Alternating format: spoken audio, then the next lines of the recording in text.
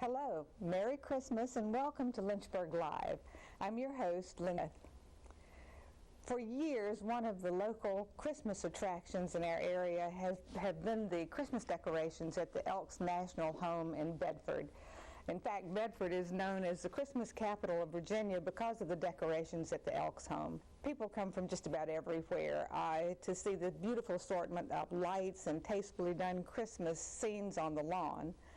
My guest tonight is Dr. Ron Plumunden. He's Executive Director of the Elks National Home in Bedford, and he's going to be telling us about his facility, about some of the history of these beautiful lights. Ron, welcome to Lynchburg Live. I'm so glad to have you as my guest. Thank you, Linda. It's my pleasure to be here. As we get started, can you just tell our audience a little bit about, a little general information about the Elks?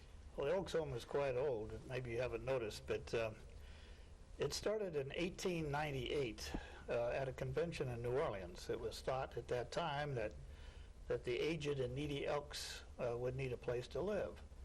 And the Grand Lodge was going to pay half, and the local lodges would pay for the other half. And so they looked for a couple of years to try to find a place, and they located Bedford and found the old Bedford Hotel, which was in bankruptcy, and bought that. And so they opened that up in 1903 in May 1st. And of course, it went on for a few years, and then in about 1914, they outgrew it. And so they raised that building and put together what is currently there now. So that was the current location? Its location. And in fact, it's on the same property, located within a few yards, basically, where the original hotel was.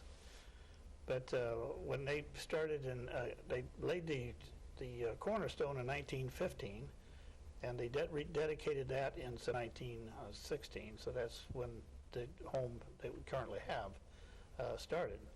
It didn't have all the buildings that it does now. I'm sure. We put in a building called A Building. When we put in, we did that in 1925. And in 1927, we built H Building. 1930, we built I Building. And we also put in the boilers at that time and had a boiler room. In 1938, we put in a 250-seat theater. And they used to show first run to all the kids in the area. And it grew and grew until you have what we have today. How long have you been director? Just a little bit over 5 years is all. You know, so many people in our area really equate Christmas with the trip to see the lights at the Elks Home. Can you tell me approximately how many people and vehicles drive through the property during the Christmas season? Well, last year we set a record. There were 29,000 vehicles. That includes, awesome. Of course, buses and that nature, which represented, we figured, about 125,000 people. That's just awesome. It is, it really is. And for those of you who haven't been, it's an absolutely wonderful trip to go up there and see these lights.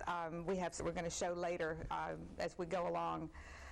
There's no charge to the public to see these decorations. None whatsoever. However, we do accept donations. When I first got there, we have a fellow, or people actually, that stand outside and they hand up describing what the lights are all about. And people kept trying to give us donations, and we kept having to refuse them, and they'd throw them out the window at us, and that become a little awkward as well. I can imagine. So about 3 years ago, we elected to go ahead and accept donations, but there's required, it is a free admission. And your donations, I read on your pamphlet, they go to charity?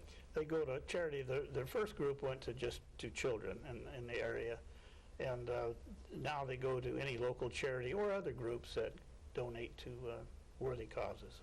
You know, with so many people coming through there, do you have traffic problems? Well, you would think we would, but you know, when we first opened, the opening night, we have a lot of traffic, and it backed up the Main Street. And the other night, I was standing on my sun porch, which overlooks the area, and this was 8:30 in the evening, and I could see cars as far as the eye could see, and of course that was back up to Main Street as well.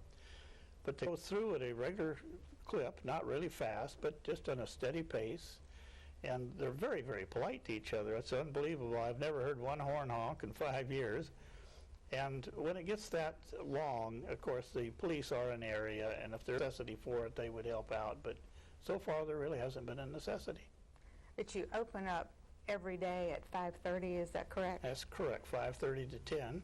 And this year we started on the 11th, and it will run through the 31st of December. Do you ever have to turn people away? That's an interesting question.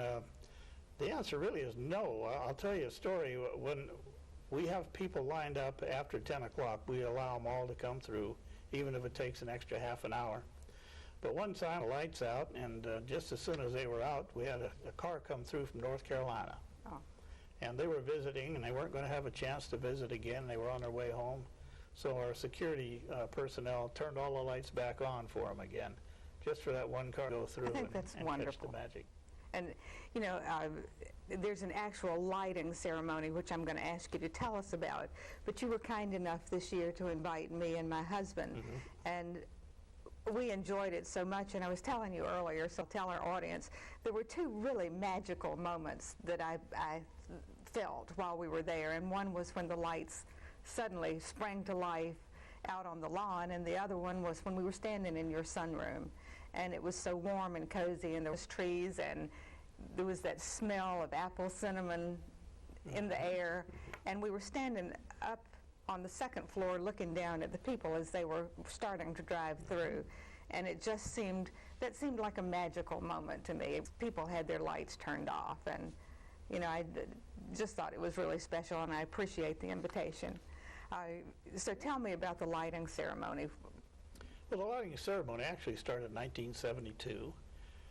In 1970, didn't have lights or a ceremony. And after that, of course, every year we do have a lighting ceremony. It gets bigger and bigger and bigger every year. The people that come is usually made up of civic people. We have usually state senator, a United States congressman will come, or a local congressperson. And a lot of the elk dignitaries and guests. And they come as far away as Oregon and Washington State.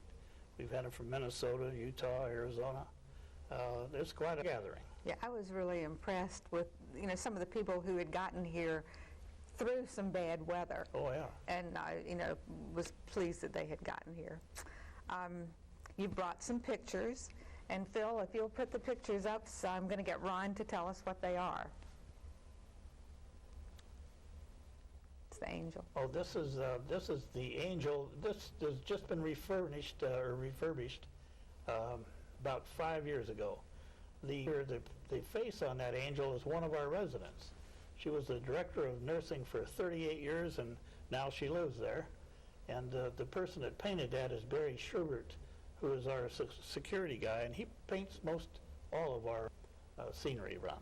You know, after the lighting ceremony, my husband and I, as we were leaving, we did drive through, and I noticed so many of these had people faces on them that looked like real people, so I'm glad you explained why they did. Well, yeah, scenery, at least the skaters and carolers and some of the elves are fashioned after family, friends, and of the artist as well as the employees. And I think that makes that even more. It is.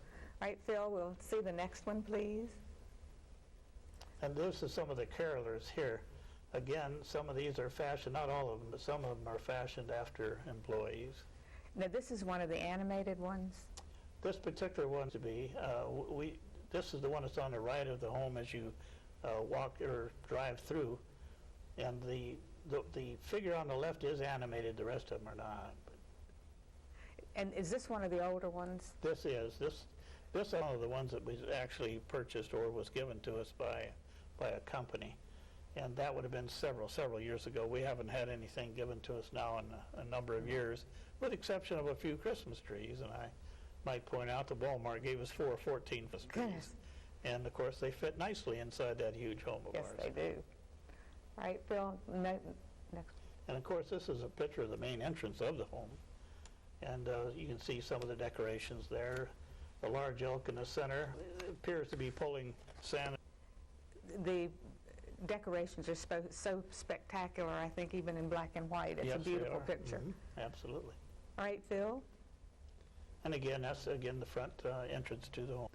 That's absolutely my favorite picture of the ones that you brought. We actually have Christmas cards made up of